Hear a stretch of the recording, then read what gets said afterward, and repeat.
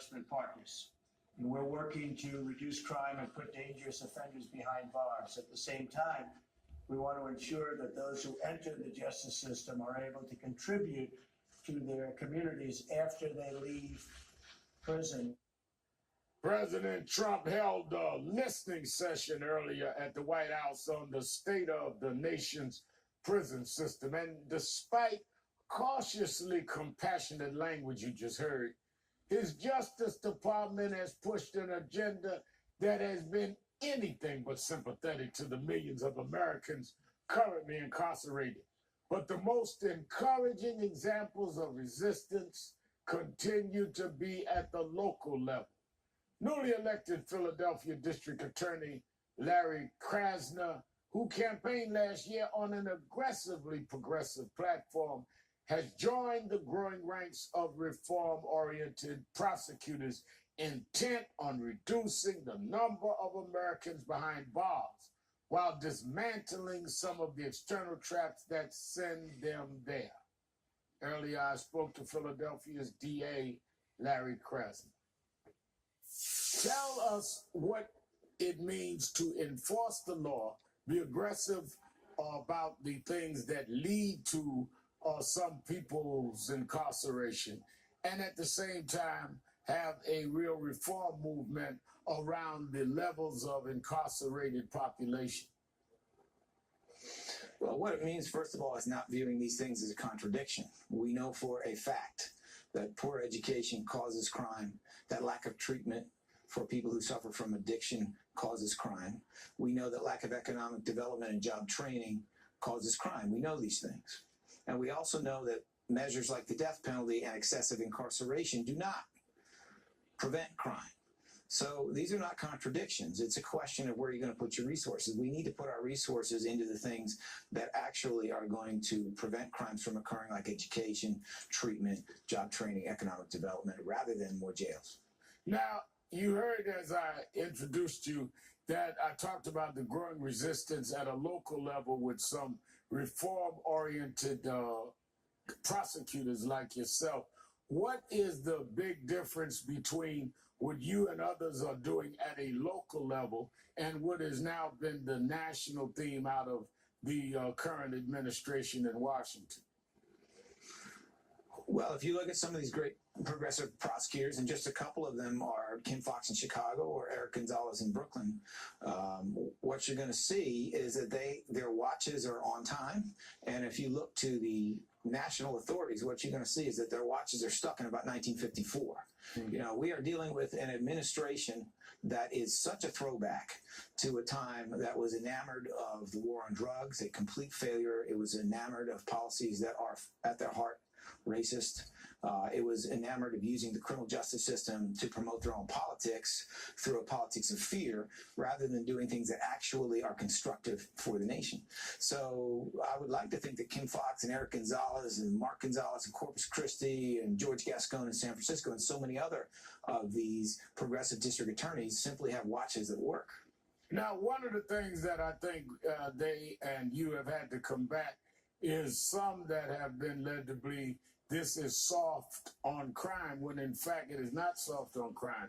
It is really a way of dealing with criminal behavior in a way that really protects the public and at the same time does not really violate people's rights as well as people's ability to reform themselves. I could not agree more. I think one of the best examples of this is if we look at the science, not the rhetoric, but the science behind illegal stop and frisk. What you find is that it is a really poor tactic for actually taking guns off the street, for example. They only find a gun about 1 out of 400 times, according to scientific studies. So there's another 399 times when they're either finding nothing, which is 49 out of 50 times, or they're finding something that's a whole lot less important. Well, all of those stops of people who are young and who are poor and who are usually black or brown, all of those stops are humiliations. And there are ways of driving a wedge between law enforcement and the people who they are there to protect. And the fact is, many of those good police officers don't want to do it. but they're made to do it. And the consequence, in Philadelphia at least, is we can't solve homicides.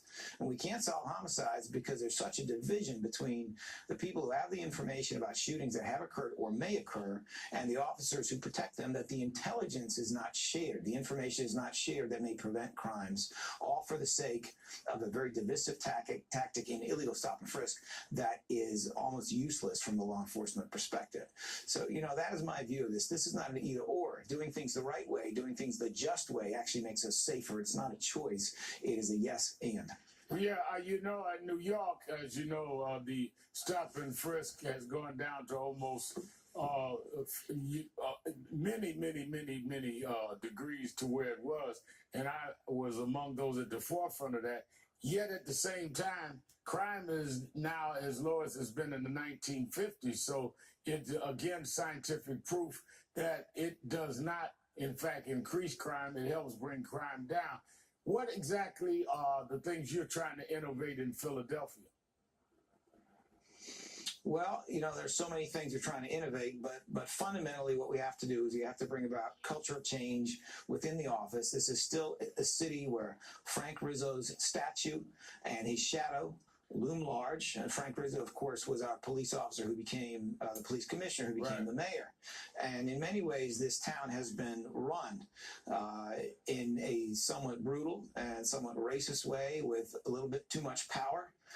In the police department, that power has often controlled the DA's office. The DA's office is a check. It is a check on the power of the police. It is also a check on crime, but it is certainly not the exact same thing as the police department. So that culture has to be changed. And then, of course, there are a lot of specifics that can lower our levels of incarceration, increase diversion so people are not convicted and they have an employable future, that can end cash bail, that can move away from rapacious civil asset forfeiture, which resulted in grandmothers losing their homes because the grandchild had sold some weed. One of the great embarrassments the city has had recently. And I think, frankly, we have a very, very bright future if we move in this progressive, modern direction. We're going to be looking good in a few years. Have you faced resistance in initiating these things, and how have you handled it? Obviously, you won the election, but I would imagine that resistance to reform is always something that is expected. Well, we face it in the usual way, and we faced it in the usual way during the campaign. You go from being ignored to laughed at to being fought, and then you win. Change is hard. It's always hard. It's always been hard. But it's also a very positive and constructive thing when it's positive change. And so, my mother used to say that I wasn't really doing it right unless I was angrying up the devil. And we've angried up a few people. I'm not calling them the devil exactly, but maybe. So it's okay. Resistance is okay. People can push back. I want their views to be heard because I'm a great believer in free speech. But this is a battle that we are going to win because time is on our side. All right. I'll leave it there. Thank you, Philadelphia DA Larry Krasner. Thank you for being with us. Thank you, Reverend. It's a real pleasure. Up next, my final thoughts. Stay with us.